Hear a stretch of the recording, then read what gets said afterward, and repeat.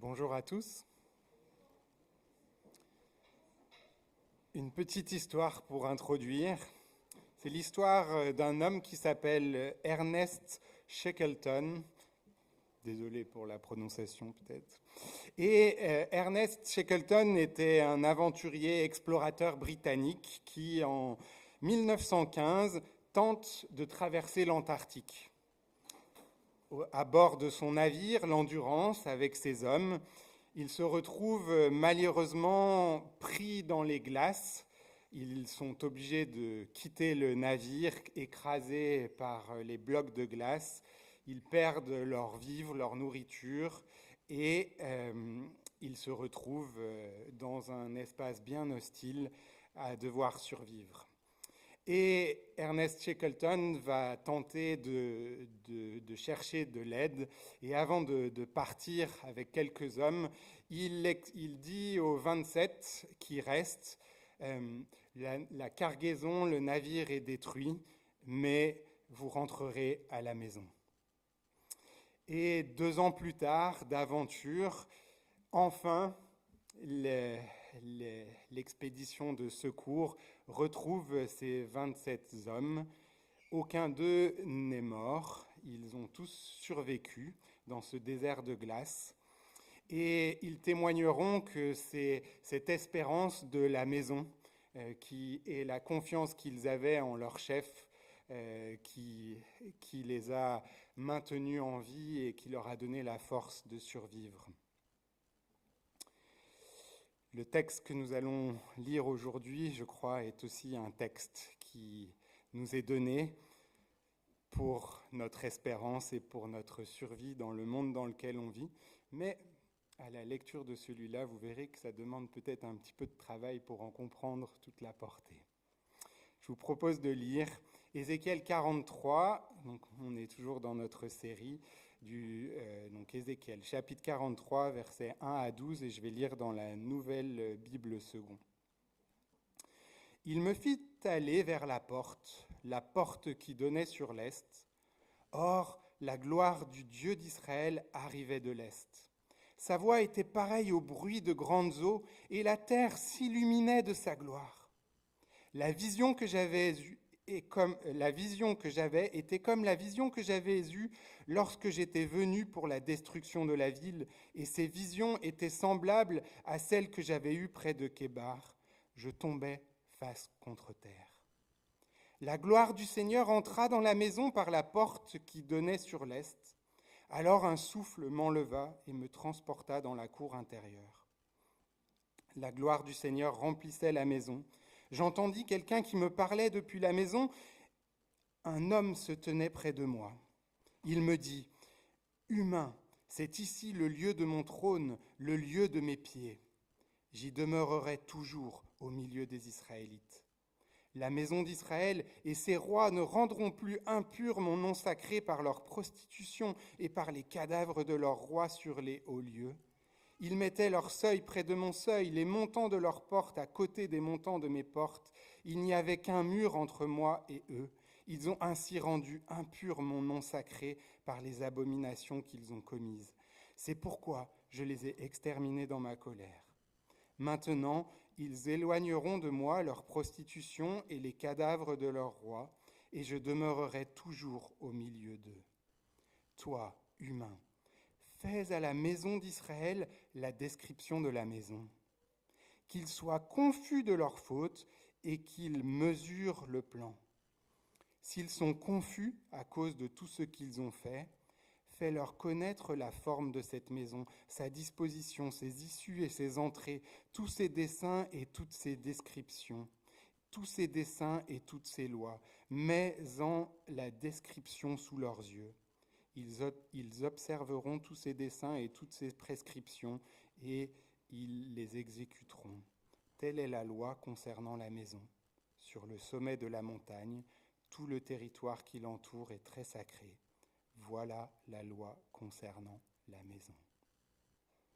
Je vous propose de prier. Seigneur, merci pour ta parole. Merci parce que à travers ton esprit, ta parole, tu l'illumines et tu éclaires. Mais Seigneur, dans ce texte, nous voyons que ta gloire, que ta lumière vient illuminer la terre et nous voulons te prier que nous ne restions pas à distance à vouloir observer la lumière, mais Seigneur, viens nous saisir, viens nous laisser nous faire nous être éclairés par ta lumière pour être conduits vers ta maison. Amen.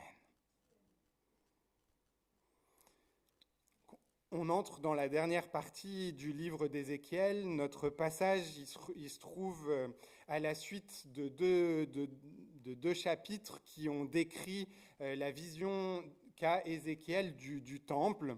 Et on va s'arrêter brièvement pour replacer un petit peu la vision dans son contexte. Au chapitre 40, on apprend que cette vision, elle a lieu un jour très précis, probablement le 28 avril 573 avant Jésus-Christ. On se retrouve 25 ans après la déportation d'Ézéchiel et la déportation d'un certain nombre de gens du peuple. Comme pour les autres visions, Ézéchiel est en Babylonie, loin de son cher pays, de son temple. Depuis 20 ans, et c'est 20 ans en arrière, il a commencé son ministère prophétique et eu sa première vision. La situation, loin de s'être améliorée, s'est encore empirée, puisque comme lors de sa première vision, il a pu l'annoncer, 14 ans jour pour jour, au moment de notre texte, le temple et la ville ont été détruits. Nous sommes le 10e jour du premier mois, et ça coïncide avec le moment où les Juifs commémorent la traversée du Jourdain et l'arrivée en terre promise. C'est aussi le jour où les agneaux de la Pâque étaient sélectionnés.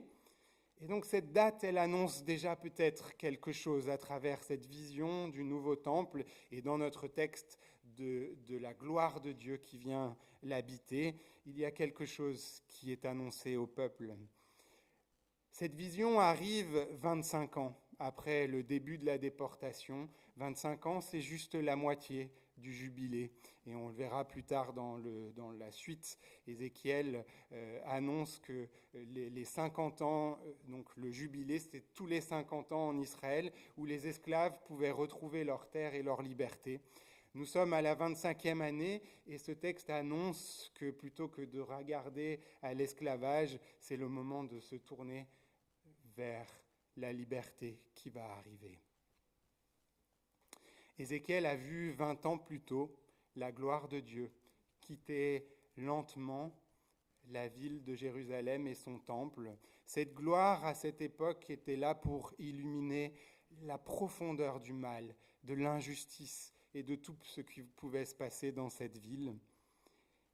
Et cette gloire qui quitte le temple 20 ans plus tôt se dirige vers l'Est, là où se trouve Babylone et les exilés. Ce Dieu qui refuse que son nom soit associé à l'horreur du mal continue à être présent au milieu du mal et au milieu de son peuple. Mais voilà, à Jérusalem, en terre promise, la ville est détruite et il n'y a plus de temple. Ézéchiel reçoit cette vision de ce temple. Et ce qui est intéressant dans ce texte, c'est que tout ce qu'il doit noter et décrire, et je vous épargne les 2 premiers chapitres qui sont des longues descriptions de cette maison et des mesures qui sont prises, Ézéchiel doit décrire et annoncer ce qu'il a vu à son peuple, non pas pour que le peuple construise cette maison, mais pour que ça lui fasse honte. On verra. Les plans de cet édifice qui lui sont révélés ne sont pas vraiment constructibles. Et même s'il peut y avoir un certain nombre de gens qui pensent que ce temple devrait être construit, je crois que c'est des profondes bêtises qui égarent. D'ailleurs, le second temple ne sera pas construit selon ce modèle. Et ce qui est révélé à Ézéchiel, c'est un temple bâti par Dieu, un temple qui peut aller au-delà de la géographie et un temple surtout qui révèle dans tous ses symbolismes la perfection, la complétude, la sainteté, l'immensité de ce lieu. Alors, ce temple qui lui est révélé et dont il doit décrire la révélation au peuple qui se retrouve en exil, loin d'un temple, sans temple, et il n'y a plus aucun temple. Et là, le texte nous le dit pour produire un effet, pour produire la honte. Avant de nous arrêter sur pourquoi la honte, j'aimerais réaliser cette vision, ce qu'elle annonce et ce qu'elle annonce pour ce peuple en exil. Le peuple qui vit en exil en Babylonie vit au milieu des traditions de Babylone, et l'une des traditions en Mésopotamie, et à ce moment-là où la puissance qui a tout écrasé dans cette région du monde est Babylone, vit dans cette tradition où chaque fois qu'il y a des victoires militaires, on rend un culte aux dieux qui l'ont permis. Et à ce moment-là, en Babylone, le dieu qui a pris le plus de place, c'est le dieu de Babylone, c'est le dieu de Marduk.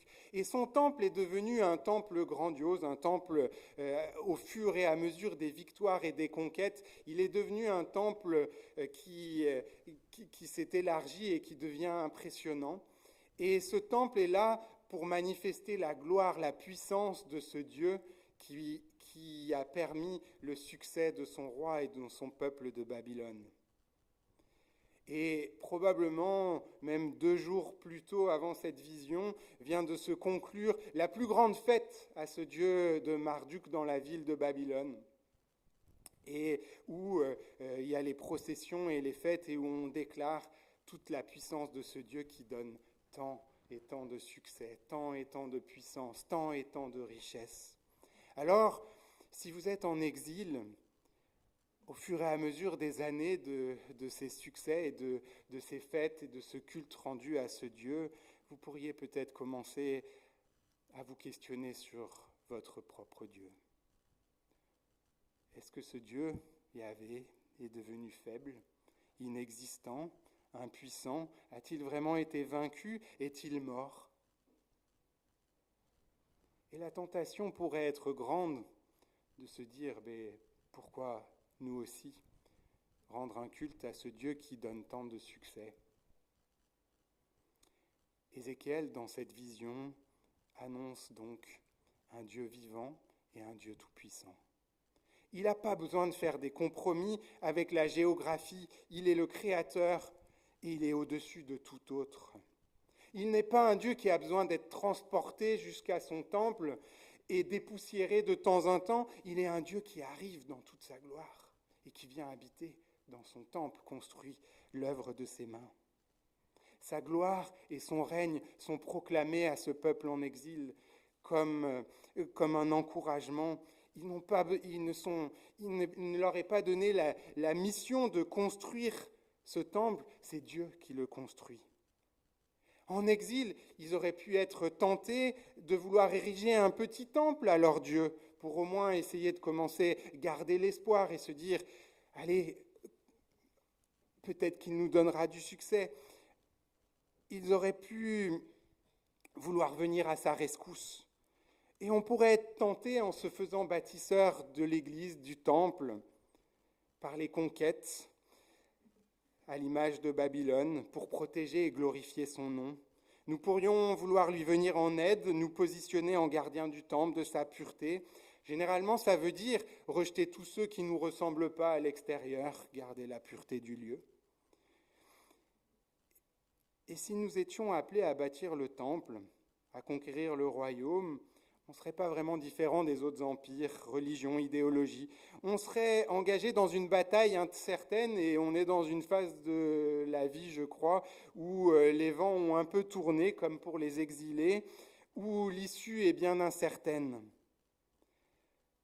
Et dans ce genre de lieu que nous essayons de bâtir, on en vient à mépriser ceux qui sont faibles, vulnérables, pauvres. Ils sont des sujets de honte et ils sont des fardeaux qui nous font perdre du temps dans cette mission si importante que nous avons à bâtir un temple.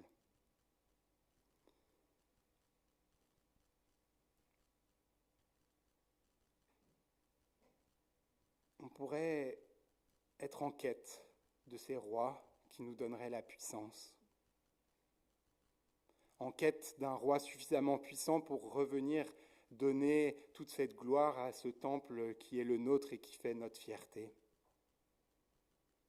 Et en fait, ce lieu, c'est la description du temple, de ce qui s'y passait 14 ans avant sa destruction, du temps d'Ézéchiel, mais c'est aussi la description d'un autre temple bâti par les mains d'hommes, le second temple, lors de la visite d'un nouveau roi, un roi qui ne sera pas reconnu comme roi dans ce temple-là, 70 ans avant sa destruction totale. La bonne nouvelle, l'espérance de cette vision, c'est que c'est Dieu. C'est le temple de Dieu, c'est lui qui le bâtit. Et si nous oublions ça, nous aussi dans nos églises, nous pouvons très vite les transformer en des lieux de privilège, des lieux de confort, des lieux de compromis ou des lieux sujets qui propagent la honte de ceux qui souffrent, de ceux qui sont vulnérables, de ceux qui pourraient nous sembler être des fardeaux dans notre vision de conquête du monde, de mission. Dans ce lieu, la sainteté se révèle et se mesure par l'amour et la compassion. Et la vision d'Ézéchiel, elle proclame à ses exilés que cette maison est un endroit certain parce que c'est l'œuvre de Dieu. Ce lieu qui nous est décrit dans le texte que je vous ai dit, est un lieu où il n'y a pas de compromis. C'est un lieu de sainteté. Mais est-ce une bonne nouvelle? Est-ce que je vais pouvoir y entrer dans un lieu saint, moi? C'est un lieu, et cette vision proclame la sainteté de Dieu, mais sa sainteté ne veut pas, au milieu d'un monde rongé par le mal, c'est pas une sainteté qui proclame et qui révèle un Dieu hypocondriaque, un Dieu qui a peur de se salir. Dans un monde perdu, nous pourrions être tentés, comme certains exilés, d'accuser Dieu de tous les maux, le spectateur coupable, injuste, sadique, impuissant. Et trop souvent, dans ce que nous allons véhiculer de la sainteté de Dieu, nous allons véhiculer une fausse image de sa sainteté, qui devient une quête malsaine et destructive de la moindre erreur qui pourrait nous priver de la présence de Dieu. Annoncer la sainteté de Dieu, c'est pas proclamer l'image d'un Dieu qui pose un regard de déception ou même de dégoût sur ma vie. Une image qui est alimentée finalement par nos propres peurs de ne pas être à la hauteur, notre peur ou notre refus même d'abandonner notre rôle de constructeur de la maison, d'abandonner et de reconnaître notre incapacité à entrer par nous-mêmes dans la maison. La sainteté et la gloire de Dieu qui nous est révélée par Ésaïe proclament que Dieu n'a aucune part dans le mal sous toutes ses formes, mais elle proclame aussi que Dieu rejoint et pose ses pieds là où sont ceux qui souffrent, qu'il est plus puissant que le mal et que la justice triomphera. Alors la sainteté du lieu n'est pas non plus de notre responsabilité et de la responsabilité des hommes, elle est la conséquence de sa présence.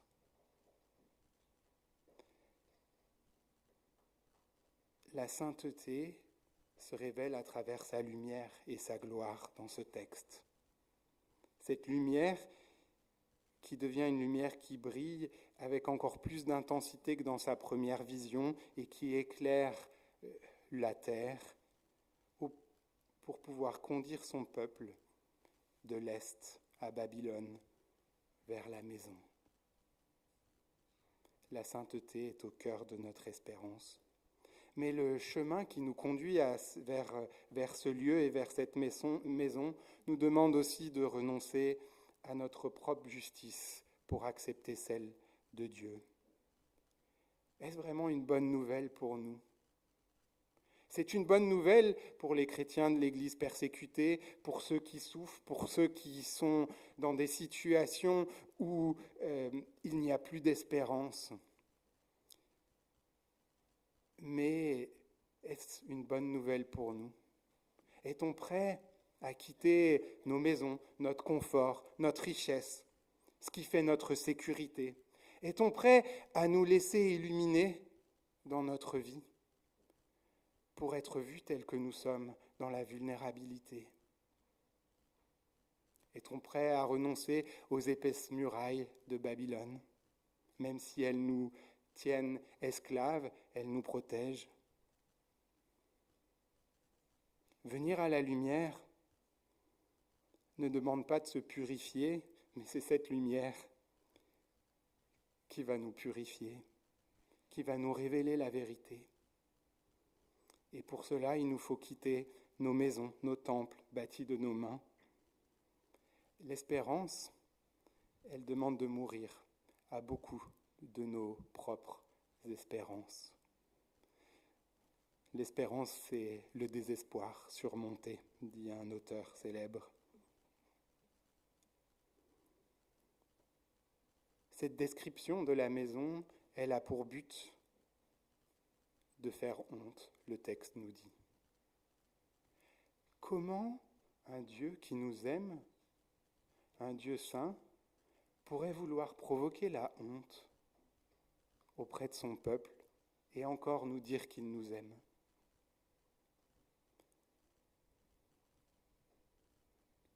Un Dieu saint et bon, Dieu d'amour qui prend plaisir à nous faire honte, à nous voir dans la honte. Je crois qu'ici réside quelque chose de la plus immense et de la plus profonde sagesse de Dieu, la plus incroyable. En venant à sa lumière, nous sommes mis à nu. Et la honte qui s'attache à notre condition humaine est dévoilée, notre faiblesse, notre vulnérabilité. Et trop de gens que j'aime et que j'ai pu accompagner au fil des années du ministère ont renoncé à suivre Dieu au moment où ils ont compris cela. Renoncé par peur, peur de découvrir quelque chose d'eux-mêmes, peur d'être déçus par ce qu'ils allaient voir, peur de découvrir ou de poser les yeux sur un certain nombre de choses qui leur faisaient honte. Et bien, à la racine de ces peurs se cache la honte, et plus elle se cache, plus la honte nous détruit et fait de nous des exilés vis-à-vis de ceux qui nous entourent, des exilés vis-à-vis de nous-mêmes. La honte nous pousse à nous cacher dans les ténèbres, dans l'obscurité pour ne pas être révélés tels que nous sommes. La honte nous révèle et nous pousse constamment à travers cette peur de ne pas être suffisant, de ne pas être assez. Cette peur qui naît de notre révolte à n'être que nous-mêmes et à vouloir à devenir plus. Mais cette peur viscérale qui nous anime, cette peur qui vient nous poser cette petite question, mais s'il savait, est-ce qu'il m'aimerait encore ? Dieu nous révèle les plans de sa maison, sa gloire, et il illumine cette peur pour la mettre à la lumière, parce que cette peur, la honte qui qui est révélé à travers cette gloire dans ce lieu de sécurité vient justement la désarmer. Et le texte nous dit, et s'ils ont honte, continue à leur décrire. Et tout ce que tu vas leur décrire va leur permettre de vivre cette vie de fidélité, cette vie d'obéissance, la vie, la vraie.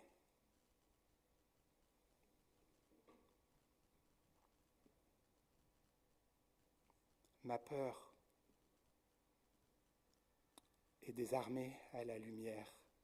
Mais suis-je prêt à venir à cette lumière? Suis-je prêt à accepter et à devenir vulnérable? Il y a un risque contre-intuitif, un risque qui n'est pas prêt de devoir être pris si nous restons à Babylone. Le culte de la puissance, le culte de personnes qui doivent être fortes, puissantes, avoir les solutions. Alors, on est invité à quitter ce lieu et marcher vers cette maison, ce cadre de sécurité où la honte va perdre son pouvoir d'esclavage. On est devant un choix. Elle conduit les enfants de Dieu comme Moïse, qui par la foi devenu grand, renonça à être appelé fils de la fille du Pharaon, préférant être maltraité avec le peuple de Dieu que d'avoir la jouissance éphémère du péché. Il tenait en fin l'humiliation du Christ pour une richesse plus grande que les trésors de l'Égypte, car il regardait plus loin vers la récompense. Sur ce chemin de vulnérabilité où la lumière se fait et nous éclaire, nous n'y marchons pas seuls. Nous pouvons être rassurés. Ce chemin, quelqu'un l'a parcouru avant nous. Dieu lui-même, par amour, a choisi d'ouvrir ce chemin. Près de 600 ans après la vision d'Ézéchiel, venant de l'Est, lui aussi, du côté de Béthanie, à proximité du mont des Oliviers, la lumière du monde, la gloire de Dieu, a posé ses pieds, a marché sur la terre et est rentré dans la ville, a visité le temple, l'a trouvé dans un état lamentable. Mais ne s'est pas arrêté là. Cette lumière divine qui établit le véritable le temple. Jésus n'a pas cherché son égalité avec Dieu, il s'est dépouillé lui-même jusqu'à être élevé dans la mort la plus honteuse qui ait été donnée dans l'histoire, sur le bois de la croix, au mont Golgotha. Et par sa mort, dans ce moment d'humiliation extrême, où la honte est mise à la lumière dans toute sa splendeur, la gloire, la lumière et l'amour de Dieu ont été révélés pour nous et nous invitent et crient de toute sa force de l'amour à cheminer vers sa maison, à suivre la lumière. Et dans le temple d'Ézéchiel qui nous est révélé, il n'y a pas de porte dérobée, il n'y a pas de porte à l'arrière, il n'y a pas de raccourci pour y entrer à l'ombre des murs. Est-ce que nous sommes prêts à venir à la lumière? Est-ce que nous sommes prêts à suivre le chemin? C'est ce Dieu puissant, ce Dieu saint, ce Dieu vivant qui nous révèle sa gloire par la plénitude de sa grâce et de sa vérité, nous dit Jean, et que les ténèbres ne peuvent pas étouffer, qui nous y invite. Et alors que je suis mise à nu, il n'y a rien de plus extraordinaire que l'expérience de se découvrir que mes peurs d'être rejeté n'ont plus lieu d'être et que je suis pleinement aimé et accepté. Quoi de plus extraordinaire que de découvrir que cette maison a été faite en pensant à moi, à nous. Et vous aurez compris dans ce texte que Ézéchiel joue avec ce mot de la maison. Certaines traductions vont utiliser le temple, mais le terme qui est utilisé est plus le terme utilisé pour la maison, même si c'est pas une erreur de traduire par temple. Et ce texte joue avec la maison. Il donne à ces exilés ce goût de la maison. Il leur rappelle qu'à Babylone, c'est pas là leur maison, qu'il y a une maison bien plus grande. Et il veut éveiller ce goût, leur remémorer qu'il y a une maison qui les attend au milieu de leur esclavage. Dans cette maison, nous y sommes attendus. Et sur ce chemin, nous pouvons cheminer à la lumière en sécurité. Sur ce chemin, nous apprenons à nous connaître. Et si pour aujourd'hui, sur ce chemin, nous connaissons partiellement, quand nous arriverons à la maison, nous dit Paul, nous connaîtrons comme nous avons été connus. Quel extraordinaire privilège. Dans cette maison et sur ce chemin, ce n'est pas une maison vide, c'est une maison au fil des prochains chapitres, nous verrons qu'elle se remplit de la vie de ceux qui l'animent et du culte qui est donné à l'agneau. Nous y avons notre place et c'est dans ce cadre que nous allons pouvoir pleinement vivre notre vocation, libérés de cette peur pour pouvoir offrir ce que Dieu nous a donné à offrir, pour pouvoir refléter la lumière de Dieu, pour pouvoir vivre notre vocation d'image de Dieu. Alors je vous pose la question, où est votre maison? Sur quel chemin marchez-vous?